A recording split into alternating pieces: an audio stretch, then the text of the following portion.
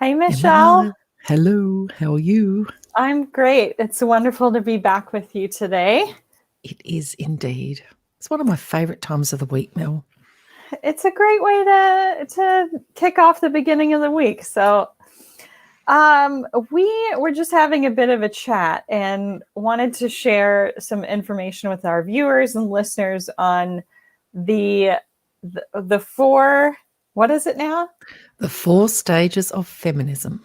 The 4 stages of feminism. Okay, could you walk us through the 4 stages of feminism? And then I want to talk about advocacy. Yeah. So the first thing I'll say is that the 4 stages of feminism, and I don't want people to go, oh my God, this is a feminist rant. It's not, it is, but it's not. So this is actually about women reaching their full potential, all women. So, but I can't take credit. That's the first thing that I'll say about the 4 stages of feminism. This is not something that I made up. I first heard it at a conference a number of years ago now by a wonderful woman who's originally from the US called Holly Kramer. I first met or came to know Holly in Telstra. She's now a very well-known CEO and director here in Australia. So she was talking about her life and her career at this conference, and she talked about these 4 stages of feminism. And I thought, oh, okay, what's this all about? Stage 1 is oblivion. So and I'm using my own words now. So for me, oblivion would have been I'm a privileged, educated, young Western woman with the world at her feet, and I've got lots of choices laid out in front of me. I'm going to conquer the world, and I'm all good. So I got no idea that there are barriers in front of me, and I don't know about inequality and bias and nothing to see here. In fact, I'm not even aware. Stage 2 is awareness. Wow. So there's women out there who aren't being treated equally. That's dreadful. And, you have to be part of the boys' club to advance. What a shame. But hey, I'm okay. So nothing to see here. So I'm good. I know it goes on, but that's over there and I'm good. So I think things are getting a lot better now. Stage 3 is outrage, a stage I kind of stay in, which is, hello, you're joking. Number 1, I've hit the barrier. I see other women hitting the barrier. I look and see no women on boards. I look and see not enough women in the executive team, in the tech team, in the whatever. I get paid 21% less than men. Or women do. Hello, and I'm still organising the 3 Cs, the cooking, cleaning and caring. Of course, we've talked before, Mel, that 75% of the world's unpaid labour is still done by women. And in my country, we've plummeted to 46th in the world for gender equality, so positive outcomes. Now, we used to be in the teens. So outrage. So outrage is this is a problem. This gender inequality is a problem. And then stage 4 is advocacy. Okay, so I've experienced all of this now, and I'm in a position of privilege and power, or I'm at a life stage where people start to take notice of me. I will become an advocate, and I will start to fix the system that is holding women back. Now, I will say that I hover between outrage and advocacy multiple times, or I wear both those hats every single day. But advocacy looks like I'm going to find what's broken in this system that's holding women, and particularly women of colour, back. I'm going to share my knowledge with women who are yet to navigate the system or are starting to navigate the system that I've been in. A great friend of mine or colleague of mine, Nicole Giannet, who's also a member of A Career That Soars, says, she, instead of retiring from her very successful corporate career, she wanted to give back by becoming a consultant with one of my alliance partners, and saying, because I've got so much knowledge, I cannot die with this still in my head. So that's advocacy. And advocacy also for me is moving beyond the individual and looking at the collective. So for me, I only buy wherever possible from women-owned or gender-equal organisations. I advocate strongly for targets and quotas. I have obviously taken matters into my own hands, and I have my own businesses all around advancing women. But importantly, as a senior woman, from both a professional and a life stage perspective, I am not only opening the hatch and extending my hand, I'm, in the words of another fabulous leader in Australia, Dr. Kirsten Ferguson, I'm throwing a great big net out and trying to scoop as many women up in it as I can and bringing them forward. Because with enough of us pushing on that glass ceiling, we're going to shatter it into a million pieces. So oblivion, awareness, outrage, advocacy. There's the 4 stages, Mel. I love that visual. You just reminded me of that scene from Finding Nemo, and all of the fish in the net, they decide to swim against it and then they break free. Yay. Yep. Yeah, maybe we talk about the patriarchal net instead of the glass ceiling. Yeah. So I want to share something and ask you to go a little deeper on advocacy. So I had an experience where I was interviewed quite a while ago on a podcast in my industry called Words on Water, and they asked me some questions about sort of the state of women in the industry. And to my surprise, they left in some of the maybe not so nice stories that I had to share about my own experiences. So they left them in, and my thought from that was that I really need men to hear women's stories, hear these types of stories, and not be surprised. What I need is for them to get to stages 3 and 4 of outrage and advocacy. So I wonder if you might expound a bit on how leaders can get to the advocacy stage and what they need to do there.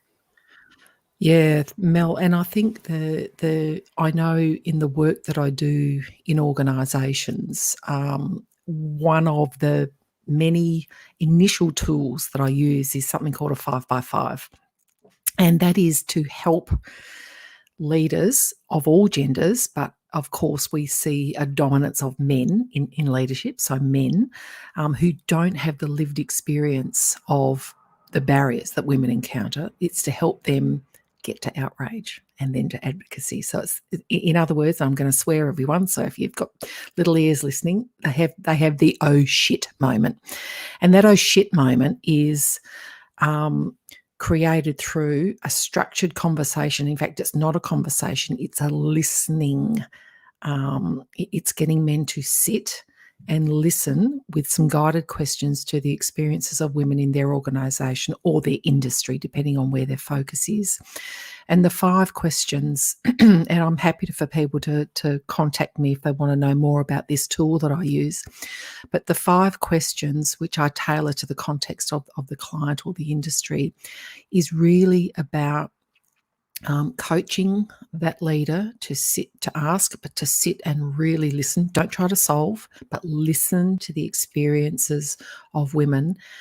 Then reflect, which for people who are action and outcome oriented, of which I am one, reflection can be a real challenge, but you got to, as there's another great article about why white people need to sit in their yuck, which came out around the time of the George Floyd murder.